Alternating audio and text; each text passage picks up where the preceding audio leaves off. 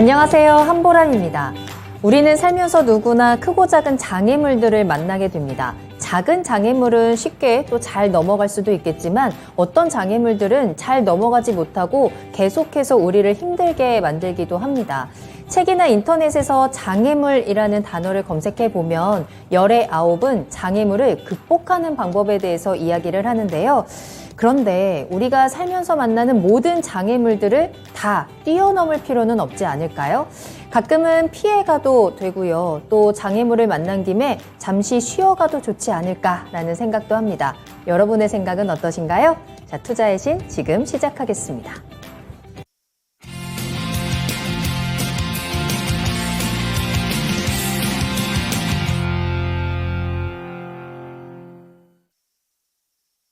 네, 여러분 안녕하세요. 투자의 신에 오신 여러분을 환영합니다. 매일 저녁 10시 토마토TV의 투자의 신과 함께 여러분을 투자의 신의 길로 인도해 드리는 시간입니다. 수요일의 투자의 신 김정수 전문가님과 함께 하겠습니다. 전문가님 안녕하세요. 네, 안녕하세요. 반갑습니다. 자, 오늘도 전문가님의 또 우리 이야기, 보따리 함께 풀어보면서 여러분들의 또 궁금하신 부분들도 쏙쏙 해결을 해드리도록 하겠습니다. 지금부터 1시간 동안 여러분들의 이야기로 채워지는 1시간입니다. 궁금하신 내용들 보내주시면 저희가 실시간으로 소통하면서 궁금증 해결 도와드리는 시간이고요. 참여하실 수 있는 방법은 2가지입니다. 자, 먼저 유튜브로 들어오세요. 유튜브에 토마토TV 검색하고 들어오셔서 구독 버튼을 꾹 누르시고 실시간 채팅창에 올려주시면 되겠습니다. 시장에 대한 궁금증 그리고 전문가님께 개인적인 궁금증들도 얼마든지 좋고요. 종목에 대한 궁금증 올려주시면 종목 진단도 함께 도와드립니다. 종목명, 매수가, 비중 같이 올려주시면 되겠습니다. 또 2번째로 참여할 수 있는 방법은 전화로 함께 하실 수 있겠는데요. 서울전화 02-325-8200번입니다. 02-325-8200번으로 문의 전화 주시면 조금 더 자세한 이야기 나눠보도록 하겠습니다. 자, 오늘도 정말 비가 많이 오고 있고요. 또 밤부터 또 폭우가 쏟아진다라고 하던데 오늘 하루도 잘 보내셨는지 궁금합니다.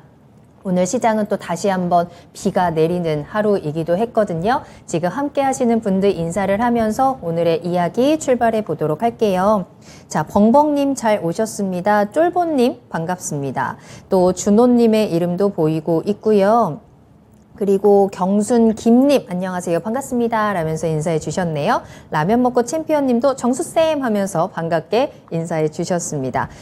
여러분들 지금부터 시작입니다. 궁금하신 내용들 종목명 매수가 비중 올려주시면 지금부터 이야기 나눠볼 거고요. 시장에 대해서 우리 앞으로 이제 7월을 또 준비해야 되는 시간이기 때문에 7월 시장 어떻게 보내면 좋을지 또 내가 어떤 종목을 사면 좋을지 매수 문의도 받고 있으니까 편안하게 올려주시길 바라겠습니다. 구독 버튼 꼭 누르시고 토마토TV에서 함께 해주시길 바랄게요. 서연서아 아빠 님도 잘 오셨습니다. 아라시윤 님께서도 정석 전문가님이시다 하면서 반갑게 인사해 주셨는데 궁금한 거 같이 해결하고 가시면 좋을 것 같아요. 자, 전문가님 앞서서 제가 이제 오프닝에 장애물에 대한 이야기를 했잖아요.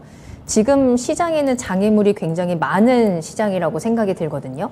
시장에서 이렇게 장애물이 딱 나타났을 때 그리고 좀처럼 사라지지 않는 장애물이 이렇게 나타났을 때 이걸 어떻게 좀 해결해 나가야 될까요?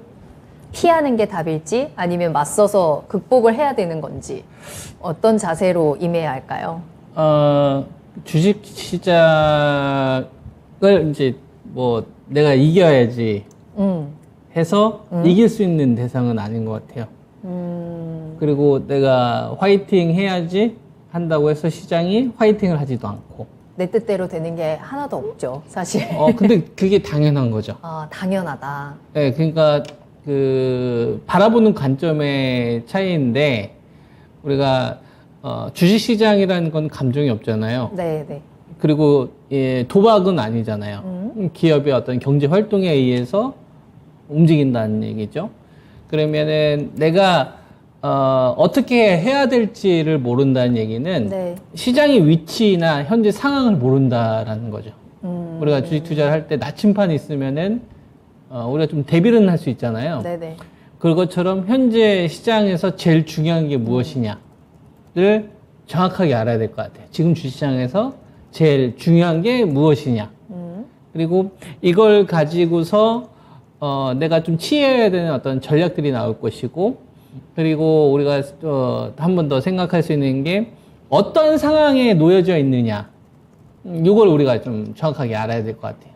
저 같은 경우는 시장은 크게 9단계로 나눕니다. 네.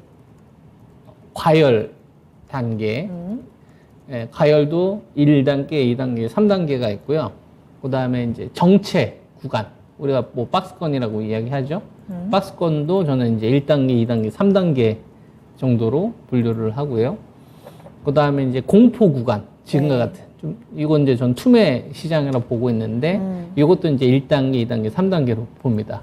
그러니까 주식 시장을 파악을 할 때는, 현재 시장이 가열에 몇 단계 와 있느냐, 정체에 몇 단계 와 있느냐, 아니면 이제 공포에 몇 단계 와 있느냐를 보고서 이제 전략을 저 같은 경우는 좀 세우거든요. 네.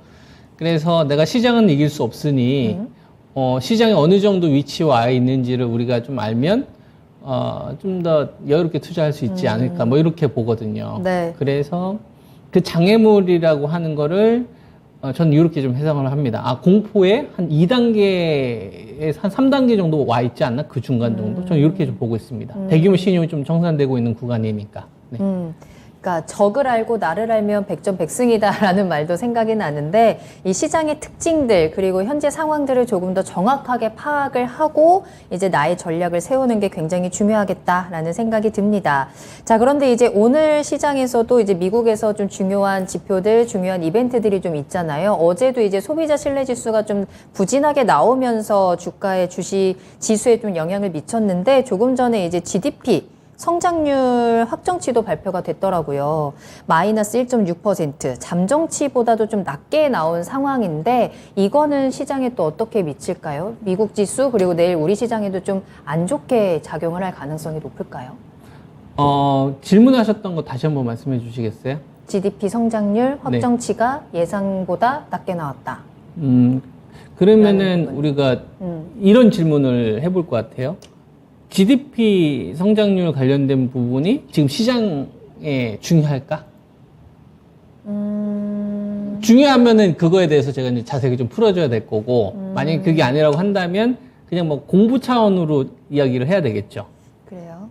네. GDP 성장률이 마이너스고 예상치보다 더 떨어졌다라는 거는 경기 침체에 대한 우려가 있을 수도 있지 않을까라는 그러면은 생각이 들어요. 우리가 그걸 가지고 주식을 판단할 수 있을까요? 그걸 가지고 주식을 사거나 네. 팔거나 네. 또는 추가 매수하거나 관망해야 되는 어떤 그 결과를 도출이 될 수 있을까요? 이게 종목 개별적으로는 잘 모르겠지만 일단 네. 지수 전체적인 분위기에는 경기 침체에 대한 또 공포가 커지면 지수 분위기에는 좀 하락으로 떨어지지 않을까. 그러면 또 수급이라든지 여러 가지 심리적으로 좀 위축되지 않을까라는 생각이 들거든요. 그렇게 생각할 수도 있을 것 같은데요. 네. 저 같은 경우는 보통 그런 질문이 받으면 전 알 수 없다라고 이야기를 합니다. 알 수 없다. 그러니까 질문하신 거에 대해서 이제 우리가 예상을 하는 거잖아요. 네네. 내일 어떤 주가 흐름이나 이런 것들 예상을 하는 건데 저는 이제 그거에 대해서 뭐 얼마든지 그렇게 해석을 할 수 있는데 그러니까 그거 가지고 알 수 없다라는 거죠. 그걸 이것만으로? 가지고서 그것만 가지고서 차라리 저는 그 시간에 사업 보고서 한 번 더 보는 게 더 나을 것 같고, 그리고 내가 이번 구간에 어떤 기업을 더 비중을 씌우는 게 나을지, 만약에 똑같이 급락을 했다면 어느 쪽으로 수평 이동을 하는 게 더 효율적일 것인지, 그리고 그 이유는 무엇인지에 대한 본질에 대한 공부를 하는 게 저는 조금 더 도움이 될 것 같고요. 네네. 그리고 아까 이제 앞서 말씀 좀 드렸던 대로 가장 중요한 게 아까 이제 GDP 관련된 그 부분일까, 아니면 제가 다른 키워드를 던져줄게요. 뭐 선택을 한번 해보세요. 네. 유동성일까? 유동성. 바로 유동성이라고 네, 하잖아요. 유동성이죠. 그러니까 유동성이 제일 중요한 거고요. 그건 별로 안 중요하다는 얘기예요. 보조적인 부분이고 이게 지금 내 종목, 내 시장의 본질적인 문제는 아니다. 그러니까 아니 유동성이 없는데 뭐 이게 여러 무슨 가지 소용이냐. 이유를 갖다 댈 필요가 없다 이거예요. 아, 이게 제일 중요한 건데, 네. 그러면 유동성이 없는 시장인데 지금 코스피 시장이 한 거래대금 한 8조 정도 되어 있고 코스닥이 한 7조 정도 되어 있는데 유동성이 없잖아요. 네. 근데 우리가 한 달 전하고 지금하고 좀 차이를 해보면 신용이 대규모로 청산되면서 지금 나타나고 있는 구간이니까 네, 네. 이거는 우리가 이제 한 달 전보다는 훨씬 더 유리해지는 거죠. 시간이 지나면 지날수록 고가나 좀 욕심을 부렸었던 이런 물량들이 헐값에 던져지고 있는 이런 강제 청산 구간인 거니까 네네. 야, 이런 건 돈만 좀 붙으면 기대 수익률이 커진 주식들이 되게 많이 나오겠는데 이게 저는 더 중요한 것 같아요. 전략을 세울 때. 알겠습니다. 그럼 이 이슈도 좀 비슷하게 보실까요? 지금 이제 오늘 또 하나의 중요하게 우리가 주목하고 있는 부분이 제롬 파월 연준의 연설이거든요. 네. 이 ECB 컨퍼런스에서 이제 토론이 시작이 됐습니다. 꽃방울님께서도 이에 대한 질문을 함께 올려주셨어요. 여기에서 또 파월이 오늘은 어떤 이야기를 할 것이냐, 이 물가 상승이라든지 경기 침체 우려에 대해서 어떤 이야기를 할까, 이 부분이 이제 가장 좀 시장에서는 주목을 하고 있는 부분이고, 또 이와 함께 시장에 남은 호재는 어떤 게 있을까요? 라는 질문도 함께 올려주셨거든요. 네. 일단 파월 연준 의장과 관련된 질문에 대해서 해주셨는데 네. 제가 이제 대물어 볼게요. 네. 왜 파월 의장의 어떤 이 발언을 주목하죠? 뭐 때문에? 가장 근본적인 이유가 뭐죠? 인플레이션, 금리 인상, 긴축에 대한 부분들. 그중에 하나만 딱 뽑아보세요. 긴축, 금리, 금리죠. 금리. 그러니까 우리가 파월 의장을 평상시엔 관심이 없다가 지금 네. 보는 이유는 인플레이션을 잡으려고 금리 인상을 공격적으로 가고 있기 때문에 긴축 우려가 발동이 돼서 투자 심리가 망가진 거고 그것 때문에 유동성이 안 붙는 거거든요. 네네네. 그래서 우리가 파월 의장한테 관심이 있는 거지. 만약에 그게 아니었으면 관심도 없었을걸요? 지금 굉장히 중요한 역할을 하고 있기 때문에 그렇죠. 시장에서. 그러니까 우리가 파월 의장과 관련된 발언이 되게 많이 문장이 길 거 아니에요. 그거 그쵸. 어떻게 우리가 다 기억해요. 그거 별로 이제 비효율적인 거고 그 중에서 이제 제일 중요한 거는 네. 올해 금리 인상이 지금 시장 컨센이 한 3.3% 정도까지 지금 올라왔는데 미국 같은 경우가 3% 이상 올라갈 거로 좀 보고 있단 말이에요. 네. 지금 1.75% 정도 되지 않습니까?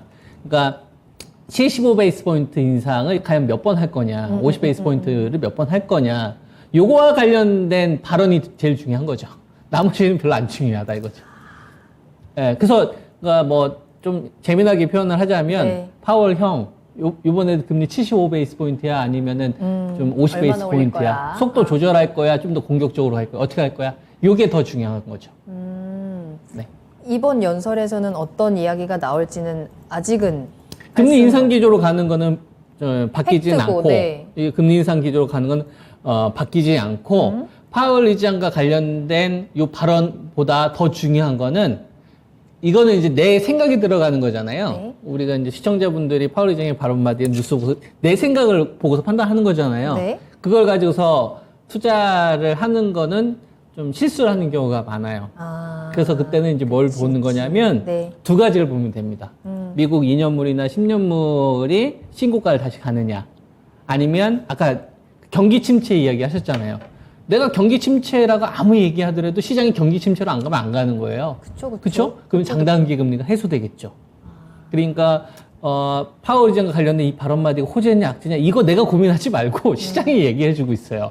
그래서 지금 2년물하고 이제 10년물 그 10년물 같은 경우에는 장단기 금리가 역전이 되지 않았는데 3년물이나 5년물, 7년물 같은 경우는 10년물보다 금리가 더 높거든요. 그럼 이건 경기 침체에 관련된 우려하는 자금들이 남아있다는 얘기겠죠. 네. 그래서 오늘 관련된 발언들이 의미가 있다면 이게 해소되는 흐름이 나올 거고 그러면 주식시장이 이제 좀 빠르게 급등 나온 주식이 제법 나오겠죠.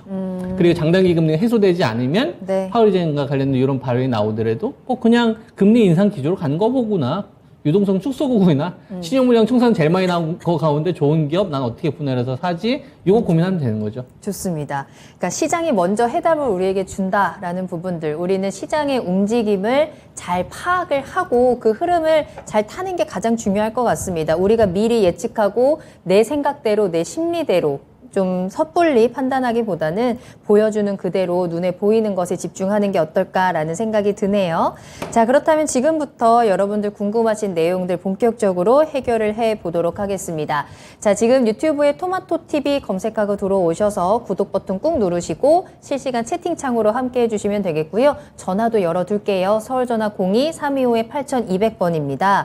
궁금하신 종목 있으시다면 종목명, 매수가, 비중 같이 올려주시면 좋고요. 매수 문의도 받고 있고요. 시장에 대한 궁금증들도 편하게 올려주시길 바랄게요.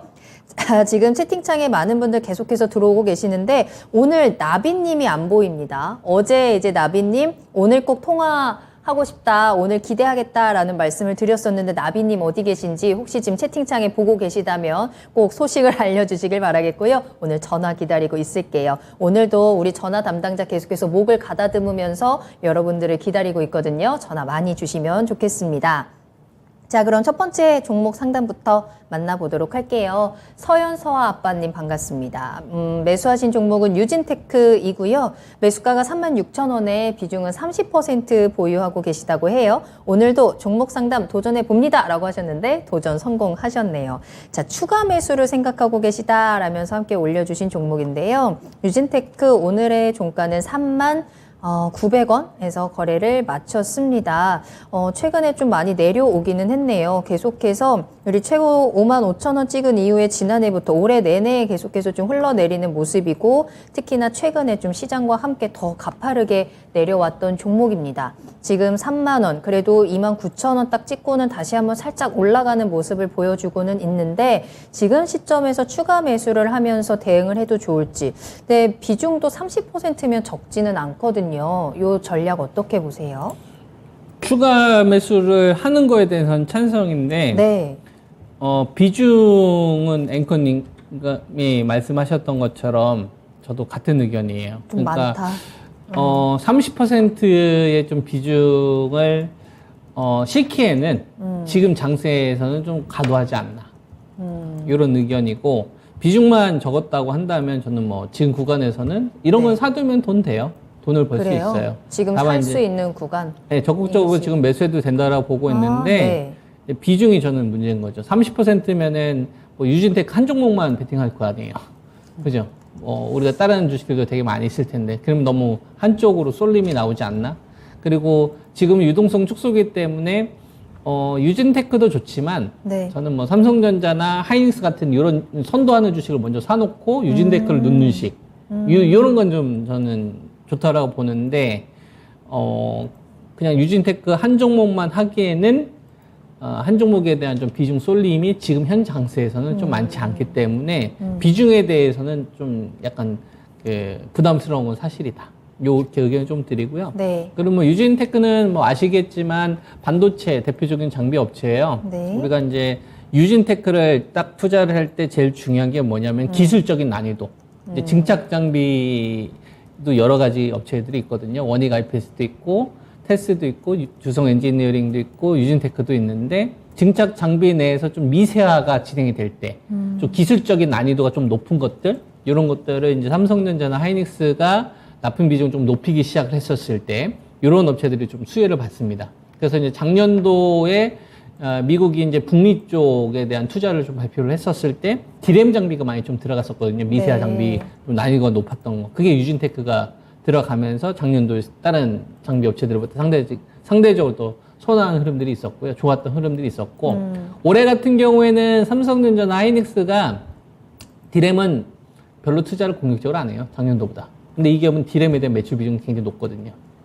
올해는 이제 낸드하고 파운드리 쪽을 더 많이 하죠. 네. 그러니까 이제 올해 같은 경우에는 유진테크는 작년도보다는 밸류를 좀 다운시켜야 되는 거죠. 실적이 좀 좋게 나오더라도 전방 업체에 대한 이 투자가 공격적으로 가지 않다 보니까. 더구나 지금 시장은 유동성 축소니까 한 10,000원짜리라면은 10,000원에 사면 지금 돈을 못 버는 거고 10,000원짜리를 한 7,000원, 6,000원에 사야만 그나마 좀 먹을 수 있는 이런 좀 상황인 거죠. 그래서 지금 39,900원이면 900원 정도 형성되어 있는데 직전에 그 무너졌던 자리가 한 37,500원 정도 돼요.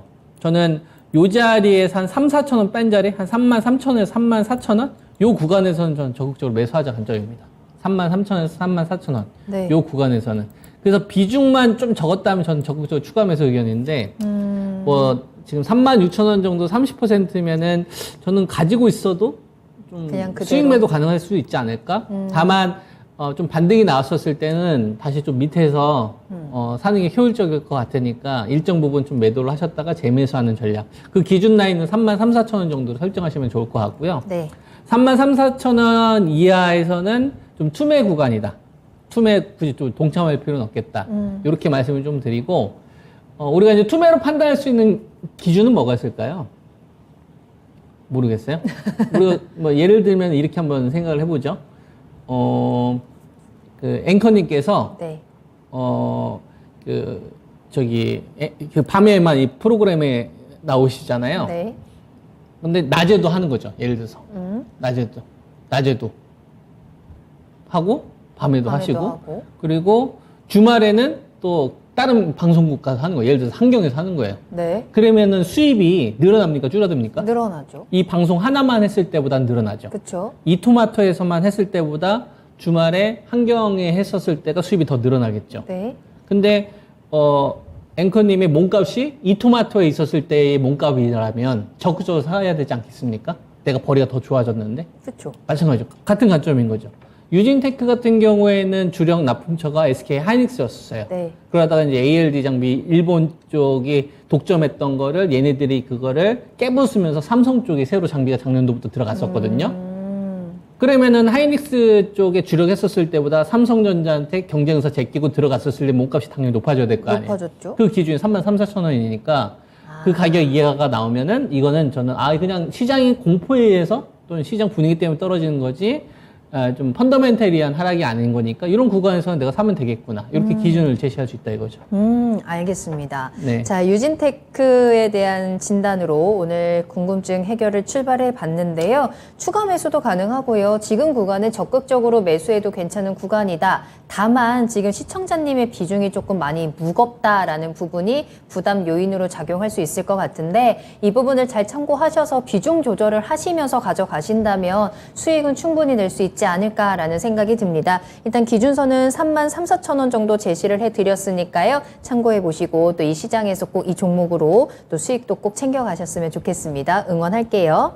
자, 계속해서 채팅창으로 또 전화로 다양한 이야기 나누고 있습니다. 이무종님 반갑습니다. 태백 주목나무님께서도 출석 외쳐주셨고요. WHJ님도 반갑습니다. 권효수님 시간을 기다립니다 라면서 올려주셨는데 여러분들의 이야기 계속 올려주시길 바라겠고요. 해피플레잉님 풀꽃님의 이름 오랜만에 보는 것 같아요. 아몬드님도 반갑습니다.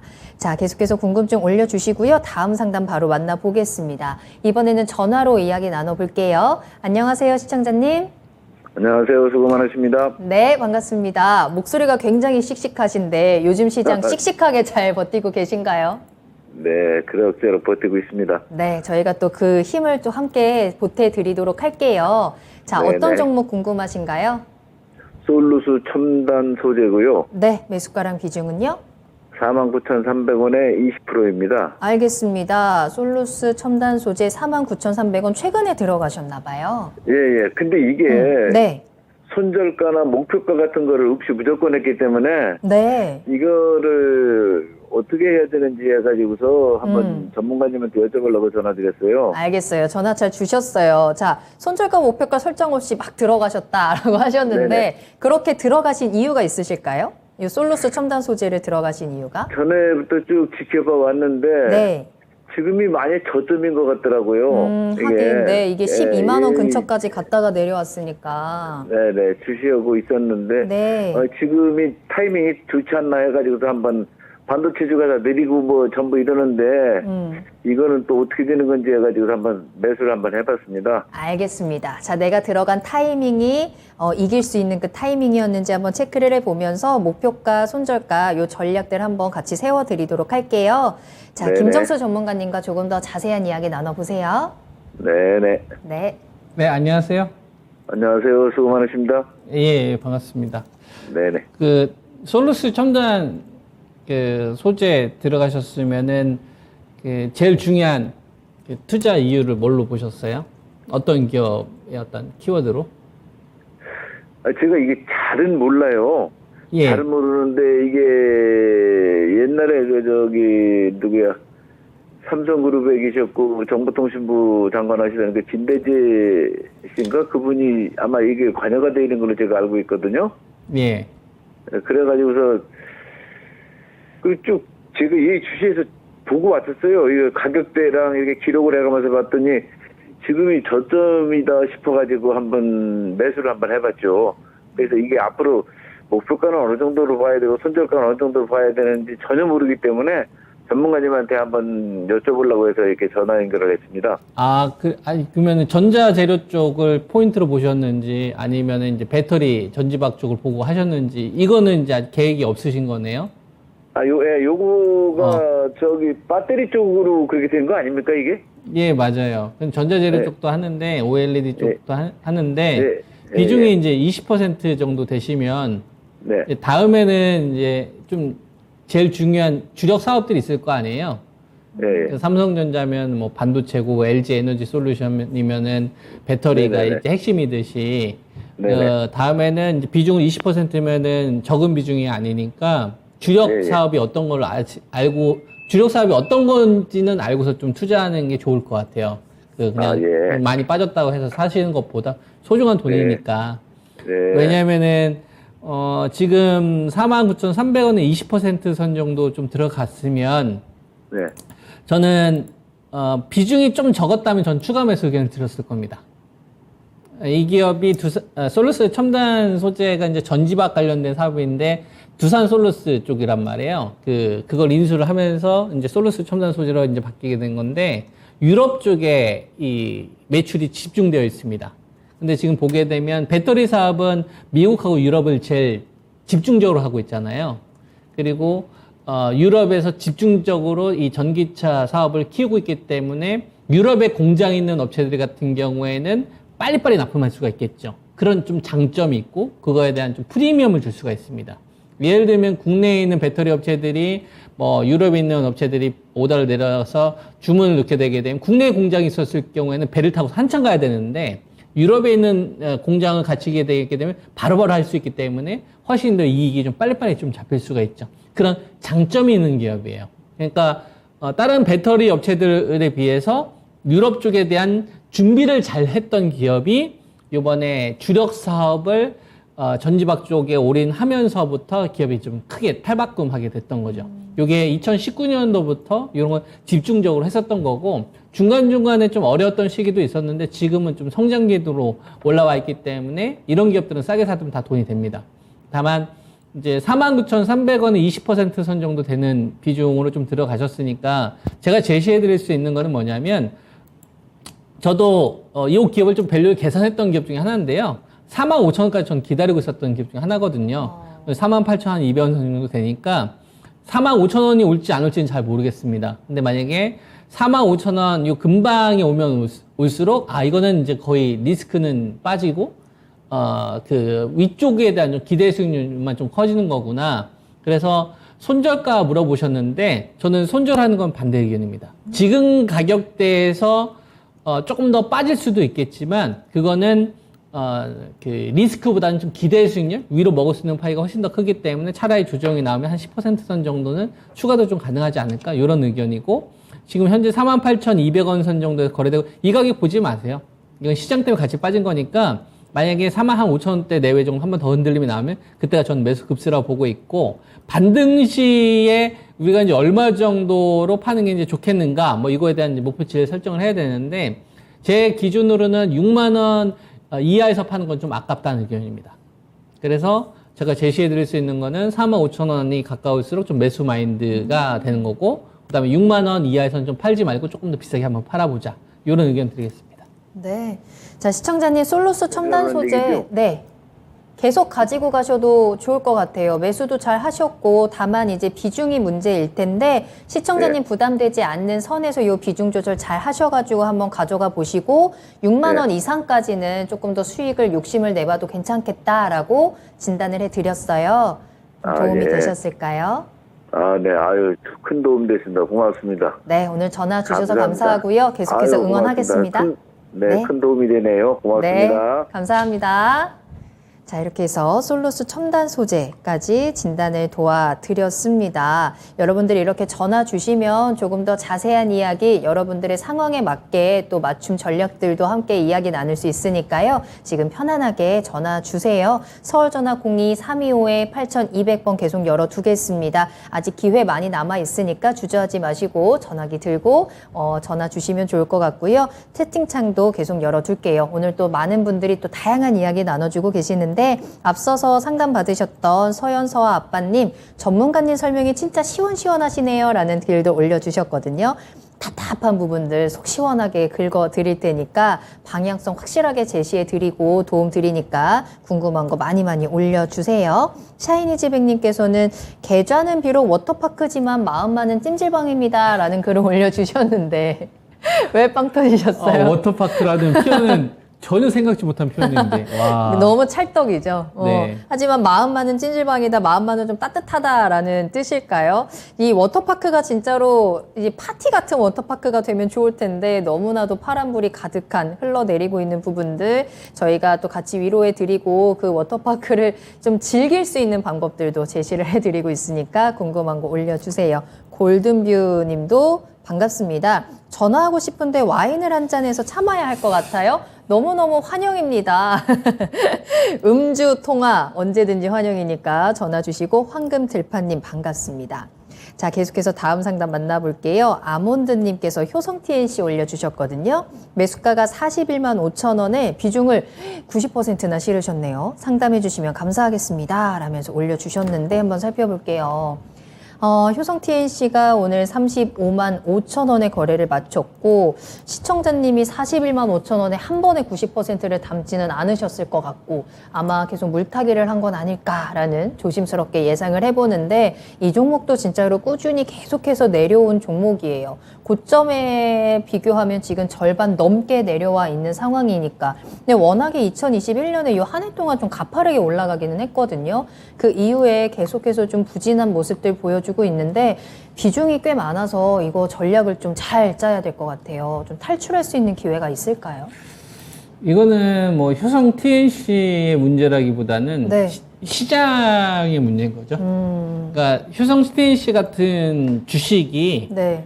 이 주식만 있는 게 아니라 대부분 주식들이 지금 시장에서는 이렇게 줄줄이 하락을 하고 있기 때문에 맞아요. 효성 TNC만의 문제로 우리가 본 거는 아닌 것 같습니다. 그리고 기업의 문제도 아니고, 그죠? 기업의 문제도 아니고 그냥 다만 유동성이 없어서 얘한테도 관심이 없는 거예요. 그게 다인 거예요.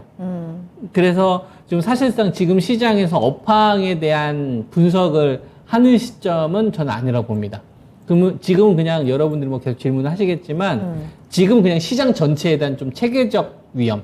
요게 지금은 모든 주식들을 대부분 또 장악하고 있기 때문에 영향을 주고 있기 때문에 이 시장이 먼저 풀려야 되는 거고 그리고 나서 이제 어느 정도 반등이 나온 다음에 업황이나 이제 종목 우선순위가 나눠지겠죠. 그런 관점으로 효성 TNC를 좀 바라봐야 되지 않을까 이런 의견이고요. 그 질문 하시는 동안에 이 기업의 이제 실적 변화를 제가 좀 잠깐 살펴봤는데 지금 그 시세가 좀 터졌던 시점의 가격대가 이제 2020년도에 7만 5천 원 정도 됐었잖아요. 7만 5천 원 정도 됐다가 이제 96만 3천 원이니까 이제 10배가 넘게 간 네. 거잖아요. 그러면은 2년 동안 10배가 갔잖아요. 그러니까 고점에서 지금 빠진 걸 바라보는 게 아니라 시세가 10배 이상 좀 터졌으면 그만한 값어치를 했느냐를 먼저 봐야 되겠죠. 그러면 2020년도부터 이 기업이 얼마만큼 좀 성장을 했는지를 보니까 2천억 정도 벌었던 기업이 한 2,600억 정도 벌었던 기업이 1조 4천억까지 한 7배 정도 점프를 한 거죠. 그리고 올해가 한 8천억 정도로 좀 큰 폭으로 좀 컨센이 좀 다운되어 있는 상태니까 2020년도 기준으로 보게 되면은 이익이 한 3배 정도 됩니까? 한 3배 정도? 3배 조금 더 되겠네요. 그죠? 그러면은 7만 5천 원에서 한 3배, 73, 21, 한 21만 원? 22만 원? 요 정도가 우리가 다른 거 다 빼고 한 21만 원에서 한 23만 원? 요 정도 범위가 효성 TNC가 2020년도에 비해서 이게 증가한 것만큼의 어떤 값어치라는 거죠. 그러니까 조자리가 뭐 프리미엄이 아예 없는 그냥 적정한 자리 이 정도로 볼 수가 있는 거죠. 그러니까 이익으로만 평가를 해봤을 때 네. 이렇게 이제 볼 수가 있는 거고 이 정도가 오면 좀 가격에 대한 부담은 좀 사라질 것 같아요.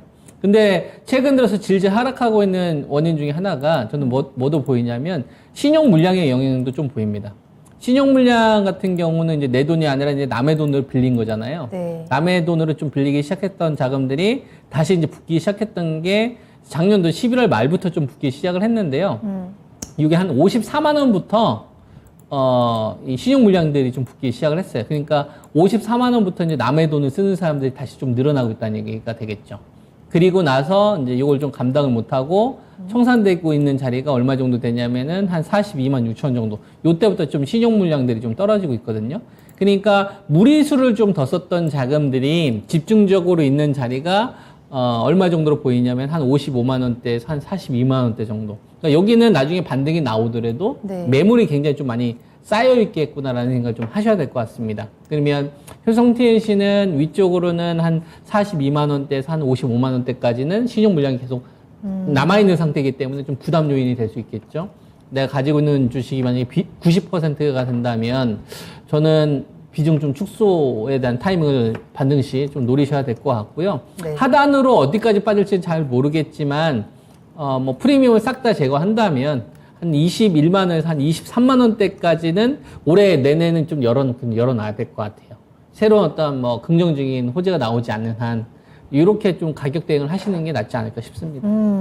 좀 안타까운 종목이다라는 생각이 듭니다. 효성 TNC 뭐 시장 상황이라든지 요 신용 물량들이 워낙에 무겁게 지금 주가를 붙잡고 있는 상황이기도 하고요. 때문에 이 종목 지금 비중이 워낙에 많으시니까 비중을 덜어내는 타이밍들을 잘 잡아보셔야 될 것 같습니다. 반등 시 조금씩 비중을 축소를 하시면서 요 신용 물량이 해소되는 부분들도 같이 체크를 하시는 게 좋을 것 같아요. 효성 TNC 한번 참고해 보시길 바라겠습니다.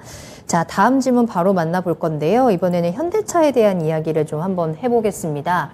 유튜브에서 벙벙님이 현대차 관련주들 지금 사도 되는 건지 현대글로비스랑 기아에 관심이 있는데 이번에 빠지면 사도 될까요? 라는 질문을 올려주셨거든요.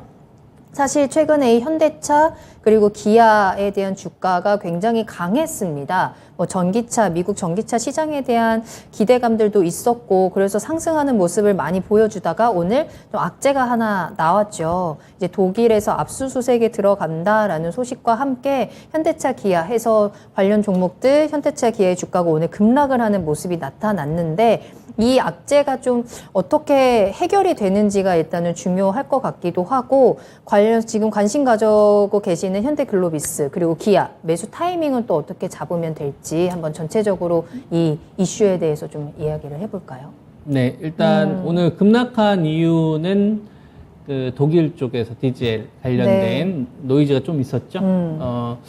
뭐 저는 그 이슈보다는 네. 어떤 관점으로 바라보고 있냐면 자동차를 긍정적으로 바라보는 사람들은 실적을 이야기를 해요. 실적이 북미나 유럽 쪽에서 그 현대자동차가 상당히 좀 호실적으로 좀 나왔잖아요. 점유율도 네. 좀 높아졌고 네. 그리고 이제 전기차 같은 경우도 아이오닉도 좀 많이 팔리고 있는 상황이고 이게 이제 긍정적으로 바라보는 사람이고 이제 저 같은 사람 저는 좀 보수적으로 바라보고 있거든요. 그래요? 네. 자동차, 현대차 같은 경우로 바라볼 때 저는 실적으로 바라보지는 않습니다. 만약에 실적으로 따지게 된다면은 2011년도 차화정 랠리가 나왔었을 때 현대차가 한 8조에서 8조 5천억 벌었어요. 네. 지금은 올해 실적이 얼마 정도로 좀 잡혀 있냐면 한 8조 2천억 정도 되죠. 그러니까 올해 2011년도 이 정도 실적인 그러네요. 거예요. 근데 그때는 매출이 80조가 안 됐어요. 그때는 한 78조에 8조를 벌었고 지금 110조에 8조를 버는 거예요. 그럼 뭐가 낮은 거죠? 양으로 했는데 이 영업이익은 비슷하게 벌지만 양을 더 많이 팔아야 되는 거니까 가격 경쟁력이 떨어졌거나 아니면 위협하는 요소가 하나 좀 생겨버리는 거죠. 뭐 테슬라의 영향이 좀 컸을 거라 저는 생각을 합니다. 우리가 스마트폰 시대에서 가장 이야기하는 게 이제 애플하고 그 다음에 삼성전자를 이야기하고 나머지는 오포나 비보, 화웨이 뭐 중국 업체잖아요. 우리 2010년도만 하더라도 네. 애플보다는 노키아, 모토로라 이런 거였죠. 그리고 LG전자 그 초콜릿 폰. 그죠? 맞아요. 기억나네요. 그때 그 기업도 다 대기업 아니었습니까? 그쵸. 전 세계 호령했. 그때 당시에 삼성전자가 5위였거든요. 그런 기업도 망했잖아요. 뭐 때문에? 뭐 때문에 망했어요? 애플 등장하면서 LG전자 사용했던 핸드폰 사람들이 아이폰을 쓰고 노키아를 쓰던 사람이 애플 거 쓰고 아이폰으로 다 흡수가 돼버렸잖아요. 그죠? 애플카가 등장하면서 다 흡수해버렸잖아요. 네. 뺏어버린 거. 삼성전자가 그 당시에 신정윤 사장님이 머리를 진짜 잘 쓴 게 노트 때문에 살아남은 겁니다. 갤럭시 노트. 차별화가 돼서. 다른 거는 그냥 아이폰을 하고 똑같이 했기 때문에 다이다이 붙어서 왔는데 삼성은 다른 길로 갔잖아요. 노트 필기하는 걸로. 그래서 살아남은 거거든요. 네.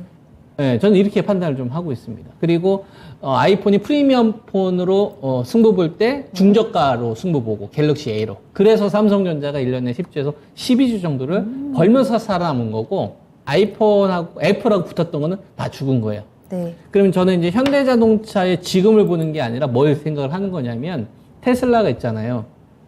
애플카가 등장하면 어떻게 될까라는 생각이 좀 드는 거죠. 그렇죠. 애플카가 등장하면 벤츠 쓰는 사람들도 애플카를 쓸 수도 있을 것 같고 BMW 샀던 사람들도 이거 쓸 수도 있고 현대차 쓰는 사람들도 쓸 수 있지 않을까라는 전 좀 약간의 두려움이 있어요. 또 애플카가 정말로 아이폰하고 뭔가 연동이 된다라고 하면 아이폰 쓰시는 분들은 그쪽으로 갈 확률도 있지 그렇죠. 않을까. 그럴 수도 있고 네. 그다음에 이제 테슬라의 또 다른 버전이 또 나올 수도 그럴 있는 수 거고. 있죠. 네. 그러니까 지금의 실적보다는 생존이 전 더 중요하다고 보는 겁니다. 현대차만의 어떤 색깔. 그래서 이번에 아이오닉 나오는 거는 굉장히 전 높게 평가를 하거든요. 근데 이런 좀 잠재적인 리스크를 우리가 무시할 수가 없기 때문에 그리고 실제로 주식 투자하시는 분들 같은 경우엔 지금만 보고 투자하는 게 아니라 네. 앞으로 이 가격 경쟁력 우위에서 살아남을 것이냐가 되게 중요한 거잖아요. 그러면은 애플카가 언제 나올지는 우리가 모릅니다. 근데 압도해야 된다는 얘기죠. 근데 만약에 테슬라가 있어요. 애플카가 등장해도 테슬라는 살아남을 것 같지 않아요? 애플파가 있는 테슬라 매니아 친구들 꽤 있을 것 같아요. 왜냐면 소프트웨어에 빠져서 네, 그런 맞아요. 거예요. 자율주행에 빠져서 테슬라의 그거에 빠진 겁니다. 그러니까 이런 식으로 그 바가 있어야 되는 거예요. 이게 이제 과거하고는 좀 다릅니다. 충성 고객. 그 충성 고객. 네. 그리고 과거에 이제 내연기관 같은 경우에는 엔진이 핵심이었지만 전기차 시대 같은 경우에는 쉽게 말해가지고 전기모터만 잘 만들어도 빨리빨리 할 수 있어요. 그러니까 삼성전자도 뭐 전기차 만든다는 얘기 나오고 있고 LG전자도 만든다는 얘기 나오잖아요. 부품도 적게 들어가고. 그러니까 과거에 내연기관 같은 경우에는 규모의 경제로 먼저 선제 진입을 하고 엔진을 빨리 개발했던 업체들이 좀 선두권에 있었기 때문에 유럽에 있는 이런 뭐 BMW나 벤츠, 포스코 이런 업체들이 살아남은 건데 전기차는 좀 다릅니다. 이건 완전히 전자제품이기 때문에 우리가 내연기관하고는 좀 다르게 네. 전기 모터 만드는 기술만 있으면 네. 부품 대충 조달해가지고 할 수 있어요. 배터리가 핵심이잖아요. 나머지는 그쵸. 그렇게 핵심이 아니다 이거예요. 그쵸. 그래서 현대차가 거기에 대한 대응을 얼마만큼 빨리빨리 할 것이냐가 전 더 중요한 겁니다. 그거에 대한 비전을 보여줘야만 높은 멀티플을 좀 줄 수가 있는 거고 그 비전을 보여주지 않으면 현대차는 높은 밸류 전 줄 수는 없다. 그러면은 그 비전을 보여주는 게 무엇이냐? 저는 100만 대를 기준으로 보고 있습니다. 100만 대? 그러니까 현대차 전기차 그룹에서 100만 대? 전기차를 100만 대 이상 파는 모습을 보여줘야 돼요. 100만 대 이상 팔게 되면 그다음부터는 문제를 풀어가기 쉽습니다. 왜냐하면 그게 손익분기점으로 돌아서는 시기이기도 하고 부품 조달을 하는 데 있어서 약간 좀 갑의 위치로 갈 수가 있어요. 그래서 현대차 그룹이 높은 프리미엄을 받을 수 있는 시기는 이 전기차 판매가 100만 대 이상 가는 시점이다. 저는 이렇게 저는 기준을 세우고 있어요. 그 전까지는 온갖 프리미엄 다 빼야 된다. 어떻게 될지 모르기 때문에 이런 그래요? 생각으로 저는 가지고 있습니다. 그래서 그러면, 그래서 저는 현대차에 대해서는 좀 보수적인 관점을 가지고 있죠. 좀 사는 거를 최대한 좀 프리미엄을 많이 뺀 다음에 하는 게 낫지 않을까. 그래서 저는 개인적으로 12만 5천 원을 기다리고 있습니다. 12만 5천 원. 네. 이전에 한 22, 3만 원 정도에서도 제가 한번 말씀을 좀 드렸는데 네. 16만 원대 초반 정도 올 때까지 기다려야 된다는 의견을 한번 드린 적이 있어요. 그때가 이제 현대차가 삽질했을 때거든요. 세태기 때 밸류거든요. 세태기 때 그래요? 삼성동에 뭐 땅 굳이 하면서 연구 안 하고 미래차 투자 안 하고 그래서 막 폭락했던 시기가 있었단 말이에요. 그래서 16만 원대 초반대를 여러분들 매수 포인트를 이야기했었는데 네. 그 이후에 20만 5천 원에서 21만 원을 못 넘어갔을 경우에는 프리미엄을 주는 게 제한된다고 저는 보는 겁니다. 아무리 실적이 좋아도. 그래서 지금 유동성 장세가 아니니까 저는 좀 최대한 할인 요소를 좀 작용을 해야 되지 않을까라는 게 제 생각이에요. 네, 네. 근데 이제 저는 좀 보수적으로 보는데 다르게 긍정적으로 생각하시는 분들이 있습니다. 그래서 제 기준으로는 12만 5천 원까지 저는 좀 기다리는 입장입니다. 네. 알겠습니다. 네. 근데 뭐 실적을 더 중요하게 보시는 분들은 그분들 이야기를 들으시면 되겠죠. 네. 자, 김정수 전문가님의 의견 전해드립니다. 일단 현대차 지금 뭐 여러 가지 긍정적인 부분들 그리고 전망들이 나오고는 있는데 전문가님의 시각으로는 일단 글로벌 전기차 기업들과의 경쟁력을 어떻게 지켜갈 것이냐에 포커스를 맞추면서 현대차가 그 미래에서 살아남을 수 있는 비전들 그 부분들이 조금 더 명확하게 나와야 이 현대차의 앞으로 미래의 성장성에 점수를 조금 더 높게 매겨줄 수 있겠다라고 보고 계시고요. 때문에 현대차의 주가적인 면에서도 아직까지는 때가 아니다. 12만 원대까지는 조금 더 기다려보자라는 의견을 함께 전해드렸거든요. 관련해서 자동차 관련주들도 관심 가지고 계신 분들 계시다면 이 의견도 같이 참고를 하시면서 한번 투자에 도움을 받아보시기 바라겠습니다. 자, 계속해서 다음 상담 만나볼까요? 이번에는 또 전화로 이야기 나눠보도록 하겠습니다. 자, 시청자님 안녕하세요. 네, 안녕하세요. 네, 반갑습니다. 반갑습니다. 이 늦은 시간에 또 함께 해주셔서 너무너무 감사하고요. 네. 자, 종목은 어떤 거 궁금하실까요? 네, 삼성 SDS. 좋습니다. 매수가랑 비중 어떻게 되세요? 네, 17만 8천 원이고요. 네. 30%입니다. 30%. 오, 네. 좀 매수하신 지 좀 되셨겠어요. 오랫동안 이 예, 종목. 한 2년 넘은 것 같아요. 2년이 넘었어요? 예, 예. 그래요? 그러면은 알겠습니다. 수익의 기회가 있었을 것 같은데 그 부분을 놓치고 오신 걸까요? 제가 너무 아픈 부분을 찔렀나요? 조금 높은 금액에 매수해가지고 이렇게 그러셨구나. 조금씩 물타기 하다 보니까 이 그러셨구나. 금액까지 왔어요. 그래도. 알겠습니다. 자, 이 삼성 SDS를 앞으로 좀 어떻게 해결을 해야 되는지 좀 알아봐야 될 텐데 가장 궁금한 부분이 좀 있으세요? 어떤 부분 해결해 드릴까요? 아니, 지금 많이 내리긴 했는데 네. 매도를 하자니 너무 아깝고 그렇죠. 또 물을 타자니 어떻게 해야 될까 하고 고민하고 있습니다. 그러니까 이러지도 못하고 저러지도 못하고 지금 이 종목을 지켜만 보고 계시는 것 같은데 네네. 그에 대한 좀 해답을 좀 명확하게 드려보도록 할게요. 자, 네, 김정수 감사합니다. 전문가님과 이야기 나눠보세요. 네, 네. 네, 안녕하세요. 네, 수고하셨습니다. 항상 잘 보고 있습니다. 아, 예, 감사합니다. 그 삼성 SDS는 어떠한 사업을 하는지 혹시 알고 계세요?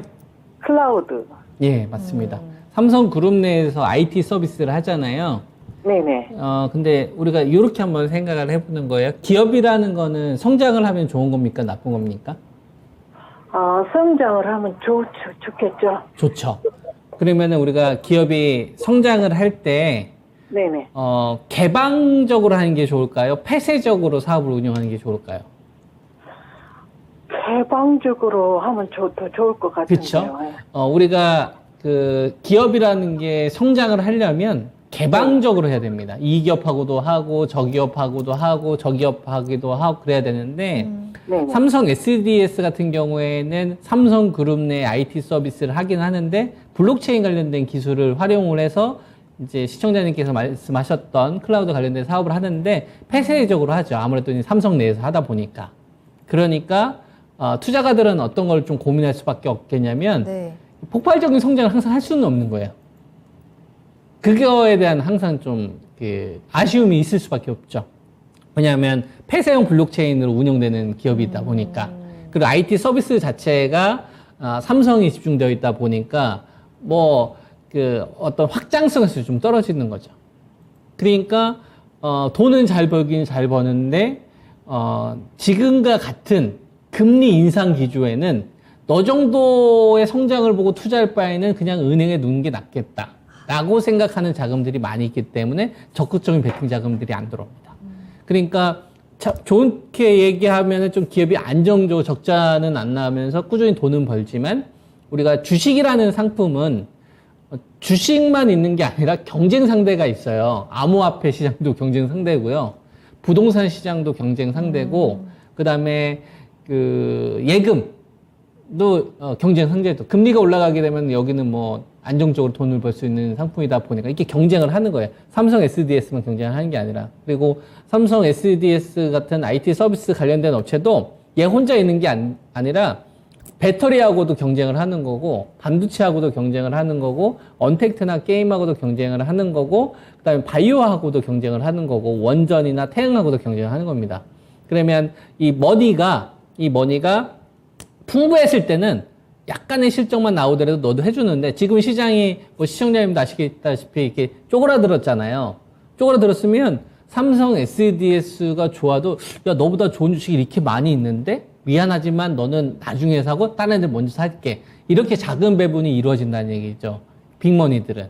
그래서 시청자님께서 삼성 SDS를 좋게 보셔서 내가 이 주식을 산 게 중요한 게 아니라, 돈 있는 어떤 기관 투자가에 됐건 외국인들의 어떤 시각으로 이 기업을 좀 바라봐야 되는 거죠. 그러기에는 성장률에 대한 좀 마이너스 할인 요소가 있다라는 거죠. 다른 기업들에 비해서.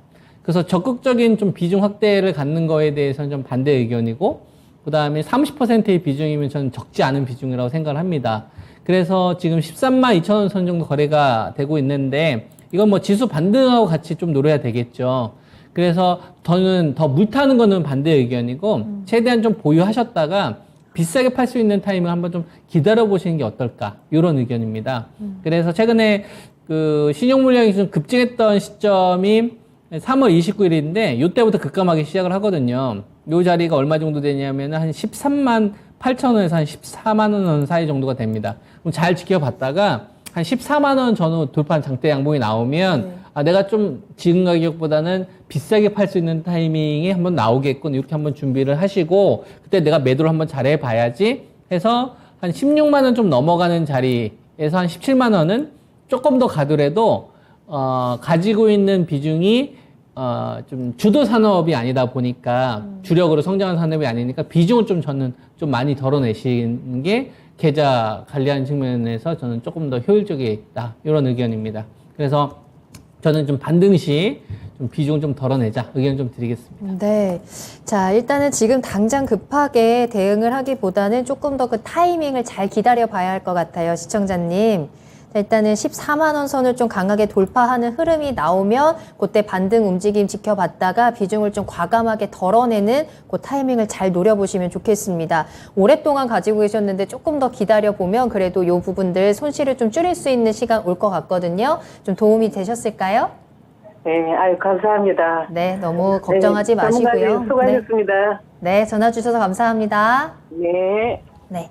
자, 이렇게 해서 오늘 삼성 SDS까지 해가지고 오늘 전문가님과 여러분들의 궁금증 해결 마무리를 해보도록 하겠습니다. 정말 계속해서 비도 오고 주가도 또 내려가고 지금 미국 증시는 좀 보합권에서 움직이고 있는 모습이 보여지고 있거든요. 쉽지 않은 시장 계속해서 이어갑니다. 자, 이제 내일은 6월의 마지막 날인데 내일까지 좀 6월의 마무리 잘 하시면 좋을 것 같고요. 계속해서 투자의 신과 함께 하시면서 위로도 받으시고 해법도 찾아가시고 정보 얻어가시길 바라겠습니다. 자, 그럼 오늘도 함께 해주신 김정수 전문가님과는 여기서 먼저 인사드릴게요. 오늘 감사합니다. 네, 오늘 저희가 방송에서 전해드린 내용은 투자 판단에 대한 참고 자료입니다. 투자는 투자자 본인의 책임과 판단에 따라서 이루어져야 한다는 점 다시 한번 유의해 주시기 바랍니다. 오늘 하루도 모두 고생 많으셨고요. 저는 내일 이 시간에 돌아오겠습니다. 시청해 주신 여러분 고맙습니다.